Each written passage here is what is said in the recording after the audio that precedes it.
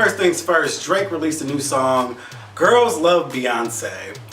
This song is getting a lot of mixed reviews, some by me in fact. At first I was actually excited because I was like, you know what, I love Beyonce, so let me listen to this track and see what he's doing. I kind of think it's a ploy just to get more, spins. It definitely leads for an interesting name for the track. But all he really did was say it in the first verse. Girls love Beyonce, they like to mess with your conscience, blah, blah, blah, blah, blah. He goes to the whole emo Drake mode that girls tend to love and what's gotten him so popular. And then they sing Say My Name as the chorus. I don't know that this should even be put on the album. I think it sounds like a mixtape track. It sounds just like So Far Gone and all his other stuff, and that's one of the biggest criticisms of this track. Miguel and Kendrick Lamar collaborated on 2 items. The first one was they were actually on the Vibe issue this month. On the cover, they were entitled The New Classics. I think that's a dope title that Vibe put out because actually they are both dope. Both from Los Angeles, California, so I'm a little biased because I'm from Los Angeles, but they actually are very talented. Miguel's from San Pedro. He had a different kind of flow when he first came out. You had Sure Thing, which spent like several weeks at #1 on the R&B charts, which was awesome. That first album did very, very well. Good music, but this second album, Kaleidoscope Dream, is a pure masterpiece. Adorn and Do You and Now How Many Drinks, which features Kendrick Lamar. Dope track. It reminds me of John B. Back in the day. You guys remember John B. with Don't Talk and Are You Still Down and My Boo, and he had a bunch of tracks, and it reminds me of that same kind of feel. I can hear him singing something like this with the falsettos mixed with the deep tracks, and then you add Kendrick to that. Great song. Song of the summer actually. It's still early, but I see it playing all the way through the summer. The video's pretty standard fare. Got the stage shots, the beautiful women, Kendrick and his jewelry and his flow, and you can't really ask too much from a video of that type, but it's a dope ass song. Time released their 100 most influential people of 2013. Now, these articles, I usually don't care because it's usually a bunch of white folks, and nothing against white folks. It's usually typically people that no one really cares. It's like, how are you influential? They may put Oprah or Jay-Z in it because they are influential, but most of the time it's for a lot of people you don't know. This year, it was quite a few people I know. Of course, Jay-Z's on the cover. He was listed as a Titan. So was LeBron James, which is a new addition.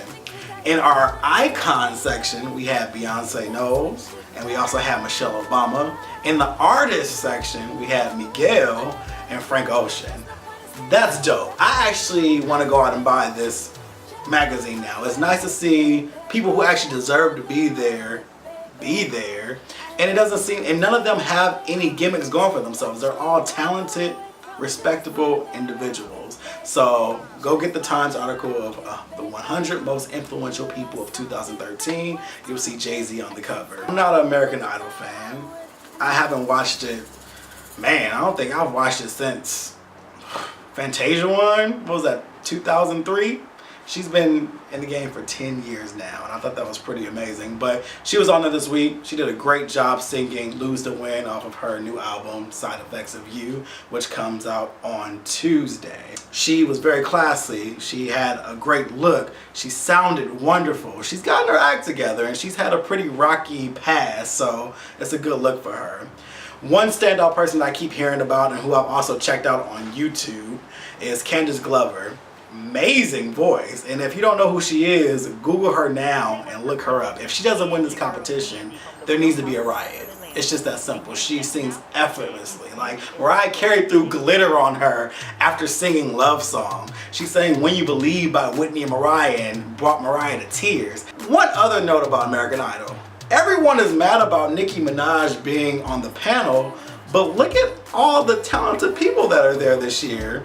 Kind of a coincidence, huh? Like, it's actually a good season according to what everyone's saying. So you guys hate her for being there, but she actually has brought ratings in. Her and Mariah Carey and whatever beef they have left boosted sales, so I guess they made a good decision on that one, huh?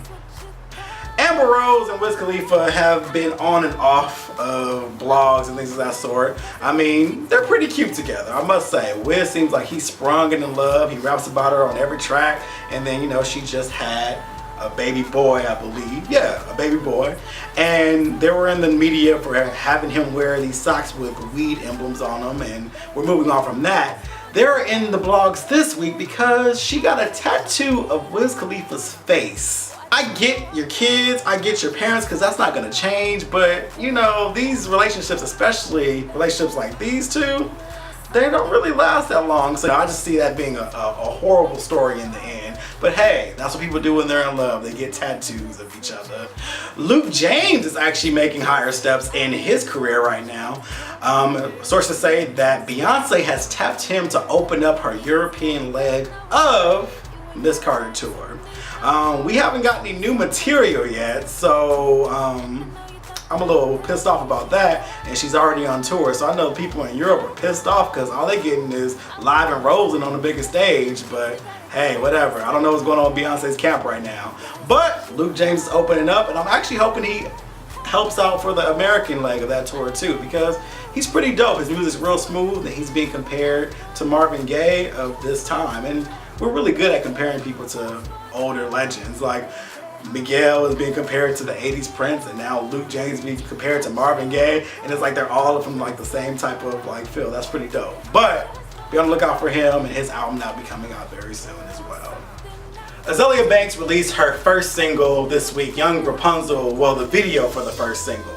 And it's quite an interesting piece to look at. Very fast paced, lots of eyes going on. Her eyes are mouths, and her mouths are eyes, and it's crazy. I mean, and granted, it's very innovative for a female rapper. We haven't had a female rapper have a video like this. We've seen Lil Wayne and Eminem and Jay-Z, and a lot of rappers have videos of this caliber with the controlled police states and the craziness just going on everywhere. So it's kind of nice to see an African-American rapper, female rapper, have a video that's actually not so sexually driven. It's actually graphically crazy. Like, you're just like, whoa, what just happened? And it's one of those videos you think to yourself, like, what is going on right here? But it's pretty cool, and so best of luck with her. We know she's always in the media right now for being kind of flipping at the mouth, and I personally love it because she cares about no one. She says what she feels, and she gets her points across, and she actually goes for the punch on everybody that crosses her path. So I actually like that about her. So we'll see how this fares out in the end. Broke with Expensive Taste will be out very soon.